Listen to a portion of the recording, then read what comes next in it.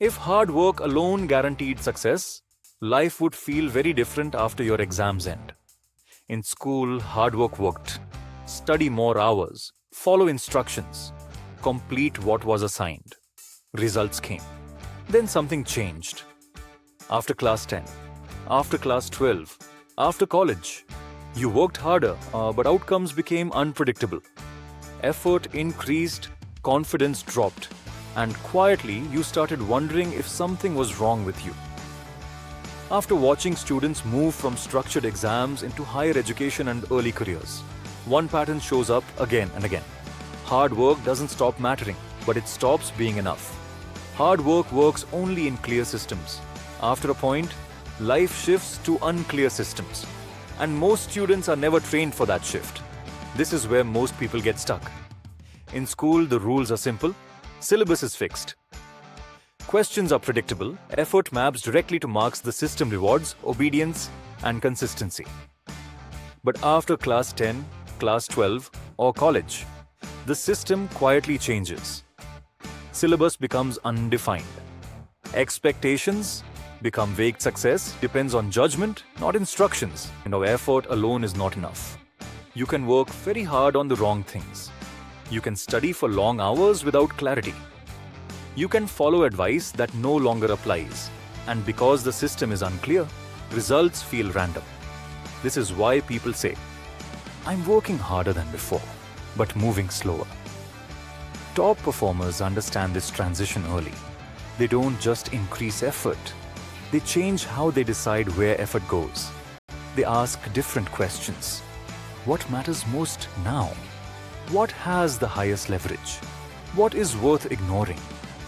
Hard work without direction creates burnout. Directed effort creates progress. The problem is not that hard work stopped working. The problem is that the rules changed, and no one explained the new game.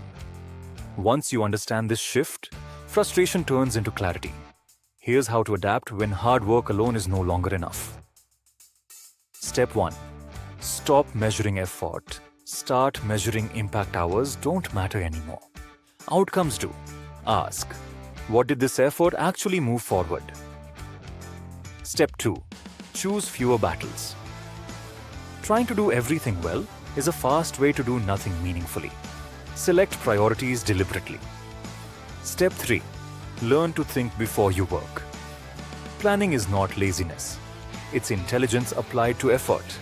10 minutes of thinking can save 10 hours of wasted work. Step 4. Accept uncertainty as normal. After structured education, uncertainty is not failure. It is the environment. Those who adapt to uncertainty outgrow those who only know discipline. If this phase has made you doubt yourself, pause. Struggling here doesn't mean you lost your ability.